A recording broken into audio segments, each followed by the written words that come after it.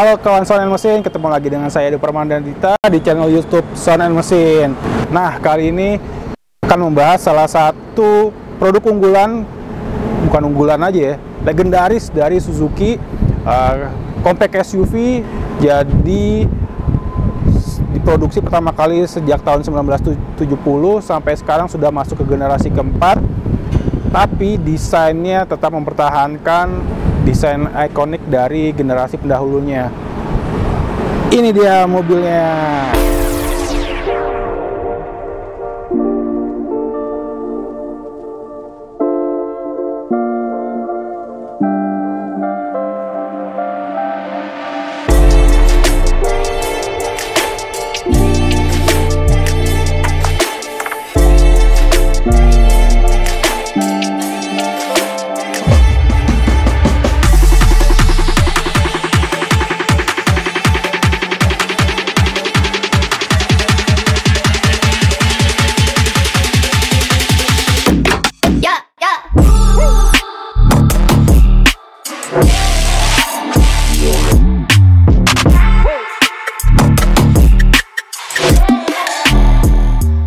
Sama seperti pendahulunya, Suzuki Jimny ini juga masih mempertahankan kemampuan untuk melintasi medan off-road.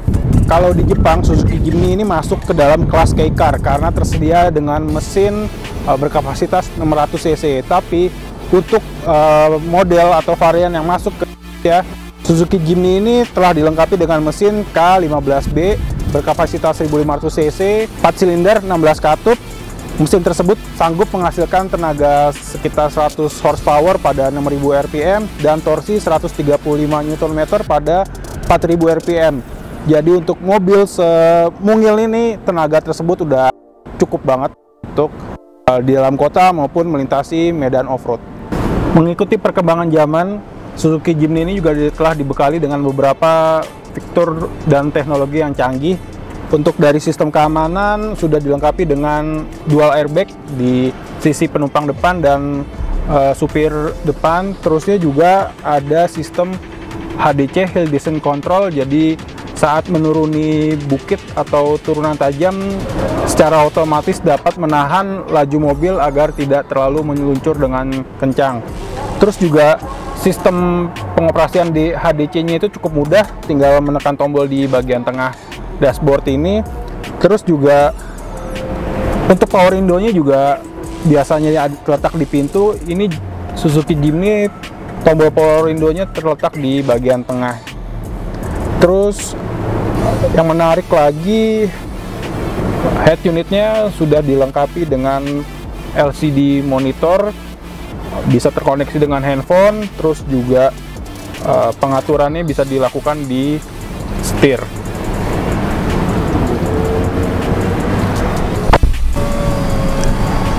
Penasaran modifikasi apa yang akan kita lakukan terhadap Suzuki Jimny ini? Jangan kemana-mana, simak terus video ini. Bye!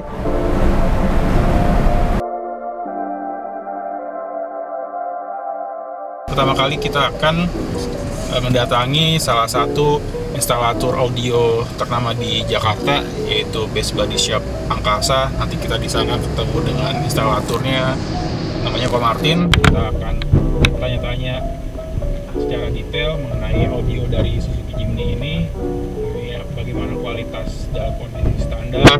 Terus juga nanti kalau kawan Sound and Mesin pemilik mobil Jimny ingin melakukan upgrade terhadap sistem audionya, seperti apa yang bisa dilakukan, apakah cukup dengan upgrade minimalis atau memang mesti banyak perubahan yang dilakukan supaya sistem audionya lebih optimal. Nanti kita tanya langsung sama Ko Martinnya.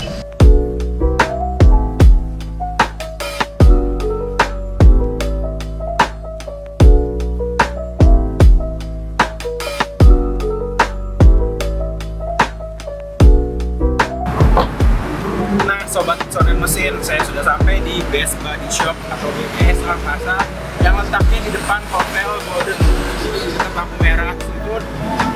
Mudah banget aksesnya, boleh jangkau. Kita langsung masuk aja, nanti ketemu sama Ko Martinnya untuk tanya-tanya lebih jauh tentang audio di Suzuki Jimny ini dan kita kalau mau upgrade tuh bisa diapakan saja, kita langsung aja tanya-tanya ke dalam.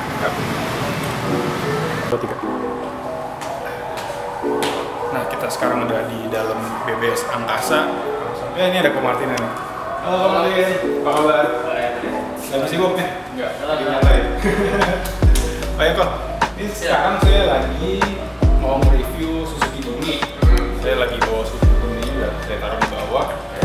Saya mau nanya-nanya nih tentang audionya. Jadi kondisi standarnya saya udah sempat dengerin, kayaknya memang masih kurang optimal gitu ya. Terus nanti kita minta pendapatnya Ko Martin, kira-kira bisa di-upgrade apa sih untuk audionya Suzuki Jimny ini? Oke, boleh. Kalau gitu kita langsung ke mobilnya. Ya udah, langsung mobil aja ya. Nah, Ko Martin, kita udah di dalamnya nih, dari apa namanya Suzuki Jimny yang baru nih. Nah, tadi Ko Martin kan udah sempat dengerin juga ya, apa suara audionya dari standarnya Suzuki Jimny ini nih. Kalau menurut Ko Martin gimana nih? Kalau menurut saya dari sisi head unit udah oke.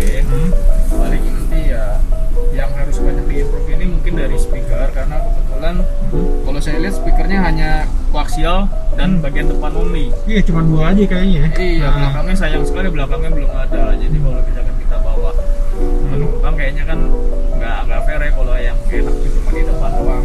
Benar. Dan juga cuma di door trim aja ya. Biasanya ada kayak Twitter di pilar A-nya gitu, nggak ada juga ya. Iya, ini masih belum menganut speaker split, alirannya masih ya koaksial biasa. Jadi Koaksial tuh yang ada Twitter itu ya? betul, di tengahnya ada Twitter.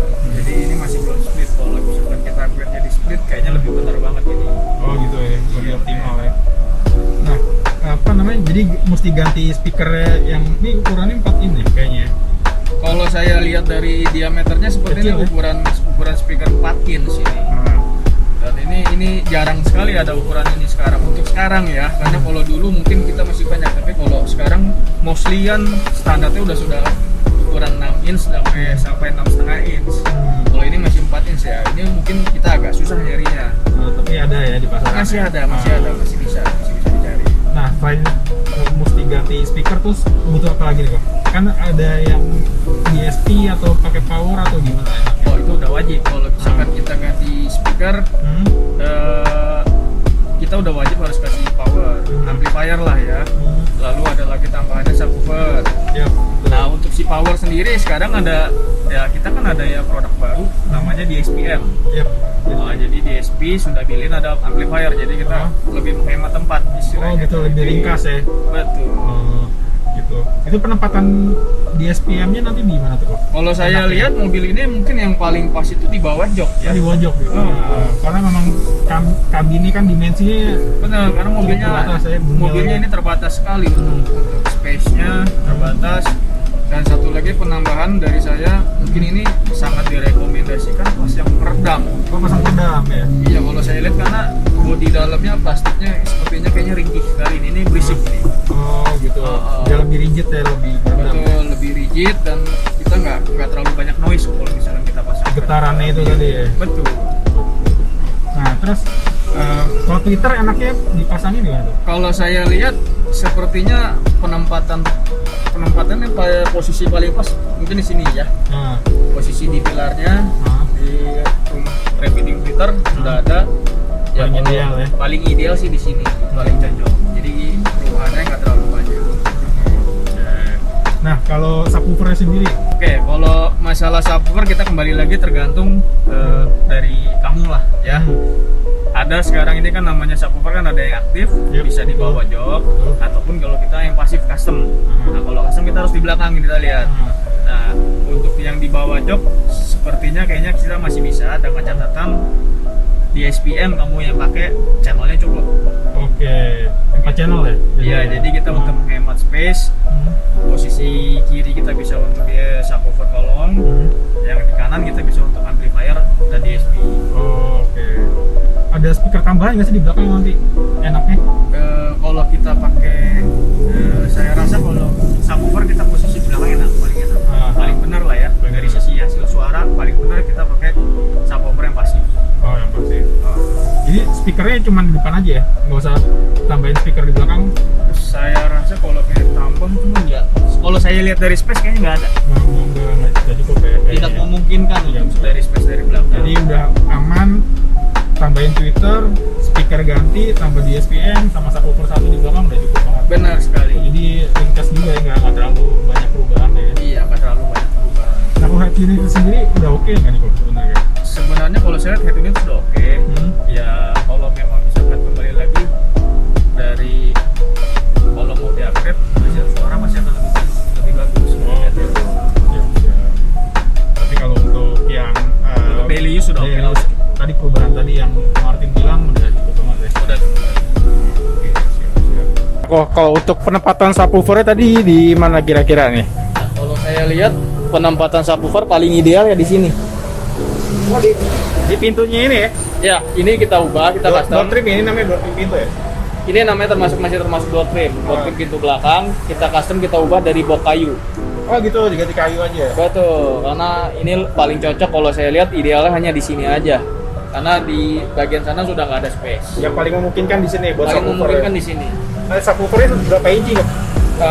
Maksimal kalau saya lihat kayaknya 10 ya, tapi idealnya sih sebenarnya 8. Deh apa? Idealnya 8 inch. Kita untuk biar volumenya mencukupi juga. Oh gitu. Jadi nanti ini dilepas terus diganti dari bikin lagi dudukannya dari kayu. Kita gitu bikin ya? lagi dari kayu, lebih bagus begitu. Terus langsung Jadi biasa. ini nggak kita apa-apain, kita seandainya mobil misalkan mau dibalik standar, kita tinggal pasang balik. Oh gitu ya, nggak merubah sisi originalnya ya. Betul. Oke, keren. Nah, terus boxnya nanti juga dibuat rapi pakai dilapisin lagi gitu ya. Pasti akan kita bungkus dengan vinil supaya oke. jadi seperti originalnya aja. Ini original lagi ya. Cakep, ini udah cakep posisinya udah. Ya paling mungkin ya cuma di sini aja ya Betul. untuk penempatan subwoofer itu. Dan nggak ngeganggu kabin dalamnya itu ya kalau ada Tidak penumpang mengganggu. atau- Sebenarnya bukan yang mungkin posisi yang paling pas, paling ideal di sini. Oh gitu. Iya. Siap. Thank you banget Pak Martin. Kita Siap. udah dapat masukan mengenai audionya dari Suzuki Jimny ini buat kawan sound mesin yang punya Suzuki Jimny dan mau upgrade audionya, ternyata juga nggak perlu ubahan yang Tidak terlalu banyak ya di terlalu banyak. Simple, cuman berapa komponen tadi, tweeter, speaker, subwoofer 4 sampai 5 lah ya kabel-kabel. Ya, kurang lebih sekitar 5-6 item. Nah, itu udah audionya udah bisa di